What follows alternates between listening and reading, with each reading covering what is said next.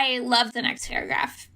History buff that I am, I found myself reflecting on the Battle of the Bulge. Yeah. This is like peak conservative dad. We're kind of hitting two like super like middle-aged white conservative things here.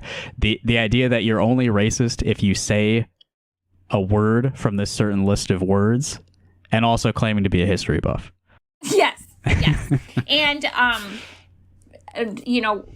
World War stuff. So unlike me, the American army faced real bullets and real bombshells, and the blitzkrieg came from the Nazis, not the media. It's easy to confuse the two, I know. German tanks were rolling, American lines were sagging, and the German high command offered Brigadier General Anthony McAuliffe a way to save his own skin. Surrender. McAuliffe had his response typed up and sent it to the Germans. It consisted of one word, nuts. If the Germans didn't quite get it, McAuliffe troops did, and they rallied behind them. I will not resign. They will have to shoot me down in the middle of Main Street at high noon with everybody watching. Incredible. Oh, and that...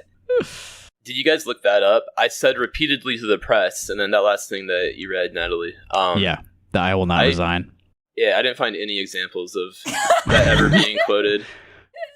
Well, that's... So here he is. I feel they definitely would have. Like, if I got that quote as a journalist, I would print it. Really? Yeah, well, yeah, sure. Especially they have to shoot me down in the middle of Main Street at high noon. I mean, and for someone who's being so pedantic and very specific about how many times he was quoted saying specific words or how his quotes are taken out of context, then he just says something that's just like, unless I'm missing something, flatly untrue. I said repeatedly to the press. Yeah. And he's just making up a quote. Well, that's just how unfair the media has been to him, is that he gave them this excellent quote, which would have reflected well upon him, and they refused to print it. He starts off in every interview by saying that, and they're just like, yeah, let's get to it. They're hunting for something to kill him with, and that wouldn't have done it. Oh, before we move on, I do have a clip of him saying this. Steve King, Iowa congressman who championed white supremacy, dies at 100. That's a fun clip that I may use that again later. I don't know. Just it's just fun. Steve King, Iowa congressman who championed white supremacy, dies at 100.